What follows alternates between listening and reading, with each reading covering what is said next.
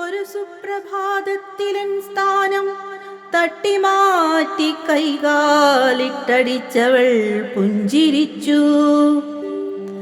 അന്നുവരെ അമ്മയോടൊപ്പമുള്ള എൻ സ്ഥാനം തട്ടിമാറ്റി എന്നെ ചേച്ചിയാക്കി.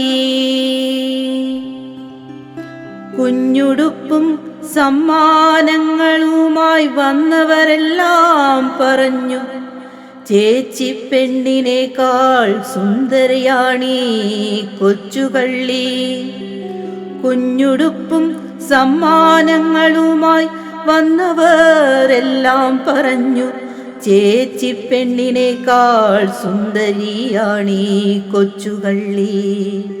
എല്ലാം കേട്ടു വിഷണ്ണയായി നിന്നപ്പോൾ രണ്ടു കൈകൾ എന്നെ ചേർത്തു വെച്ചു.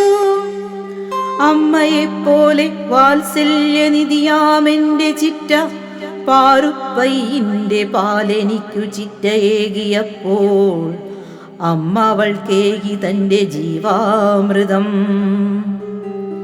നാളുകൾ കടന്നുപോയി അമ്മയുരുട്ടിയ ഉരുളകളൊന്നൊന്നായി അവൾ കഴിച്ചപ്പോൾ അമ്മതൻ കണ്ണിലും പൊന്നുണ്ണിയായെങ്കിലും ഒപ്പത്തിനൊപ്പം ഞാനും പിടിച്ചു നിന്നു.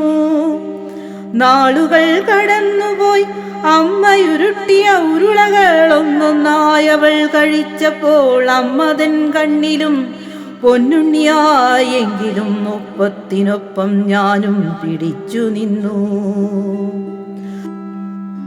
വാൽ കണ്ണെഴുതിക്കുവാൻ കൈ പിടിച്ചു കൊടുക്കുമ്പോൾ കുഞ്ഞരിപ്പല്ലിനാലേറ്റ ക്ഷതം ഇന്നുമെന്നുള്ളിലുണ്ട്. എന്നിരുന്നാലും മനസ്സിന്റെ കോണിൽ അവളെന്റെ പ്രതിരൂപമെന്നാരോ പറഞ്ഞിരുന്നു. എന്നിരുന്നാലും മനസ്സിന്റെ കോണിൽ അവളെന്റെ പ്രതിരൂപമെന്നാരോ പറഞ്ഞിരുന്നു. കാലം കടന്നുപോയി കാലയവനികയ്ക്കുള്ളിൽ അവൾ മറഞ്ഞു. അമ്മയിലേൽപ്പിച്ച ക്ഷതം ശൂന്യതയായി മാറി. വർഷവും വേനലും മഞ്ഞുമെല്ലാം വന്നുപോയി. ജീവിത പന്താവിൽ യാത്ര തുടർന്ന നേരം എന്നുമെൻ മനസ്സിൽ ഒരു നോവായി അവൾ മാറി.